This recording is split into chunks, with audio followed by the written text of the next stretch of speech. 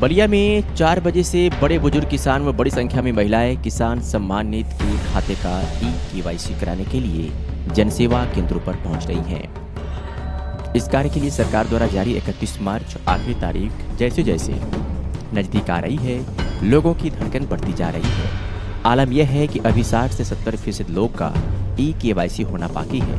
तालीपुर की भुवनेश्वरी देवी, चाई छपरा की गिरजा देवी, हनुमानगंज की राधिका देवी सुबह 4 बजे से ही ग्राहक सेवा केंद्र पर ई-केवाईसी कराने के लिए आई थी। जनसेवा केंद्र के संचालक ने बताया कि किसान सम्मान निधि का जो साइट नहीं चल रहा है, कभी 10 बजे रात को तो कभी 12 बजे रात में साइट चल रहा है। सुबह से शाम तक लोग इसके लिए परेशान हैं। परेशान किसानों ने सरकार की समस्या का समाधान कराने तथा ई-केवाईसी की अंतिम तिथि 3 महीने आगे बढ़ाने की मांग किया है। सुनिए क्या कुछ कहा जनसेवा ऑपरेट और किसान व किसान महिलाओं ने। गिरजा देवी, ये रानीगंज बाजार आप यहाँ आई हैं जनसेवा केंद्र पे। कई दिनों से आप दौड़ रही हैं? कल से। चाची आप कब से दौड़ रही हैं? कालू से। केवाईसी नहीं किया हो? कितना भाड़ा रोज घर से आने जाने में लग जा रहा है? 20 रुपये एक तरफ का है, मतलब 50 रुपया डेली, मतलब आने 50 रुपया आने जाने का खर्चा, फिर भी केवाईसी नहीं हो रहा है ना। क्या नाम है आपका? चंदन तिवारी। अच्छा, ये जनसेवा केंद्र पे आप यहाँ क्यों बैठे हैं? हम केवाईसी के लिए बैठे हैं। अच्छा, क्या हुआ? केवाईसी लग रहा है? नहीं, अभी नहीं, 2 दिन से नहीं हो रहा है।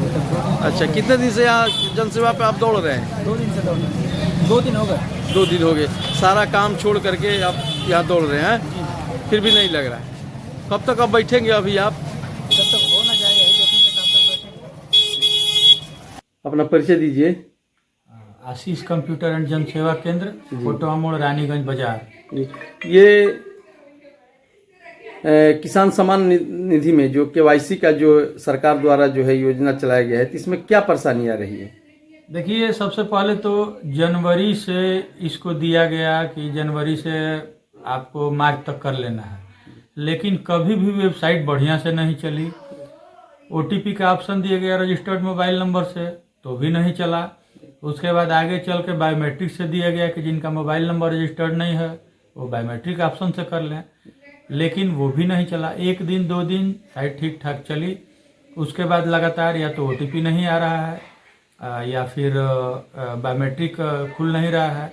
कुल मिला जुला के साइट क्रैश रह रही है। अब मान के चलिए कि रात को 12 बजे से 2 बजे या 3 बजे तक साइट चलेगी, तो वो टाइम नहीं है ना काम करने का। या फिर अब सुबह 5 बजे से लोग आके बैठे रहते हैं, दिन भर बैठे हैं किसान आके, अपना आलू का और चैत का कटिया छोड़ के लोग आके बैठे हैं। मजदूर वर्ग बैठा है, मजदूरी छोड़ के दिन भर, और साइट चल रही है। सरकार को चाहिए कि जब आप व्यवस्था दे रहे हैं या कोई मांग रहे हैं OTP से या जो भी बायोमेट्रिक ऑथेंटिकेशन करना चाह रहे हैं, तो फिर स्ट्रांग होना चाहिए ना, साइट स्ट्रांग होनी चाहिए, व्यवस्था स्ट्रांग होनी चाहिए।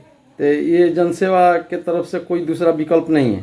जनसेवा केंद्र संचालक तो सिर्फ और सिर्फ सरकार और पब्लिक के बीच में या मजदूर के बीच में एक माध्यम है। साइट चलेगी तो हम काम करेंगे, साइट नहीं चलेगी तो हम कुछ नहीं कर सकते हैं।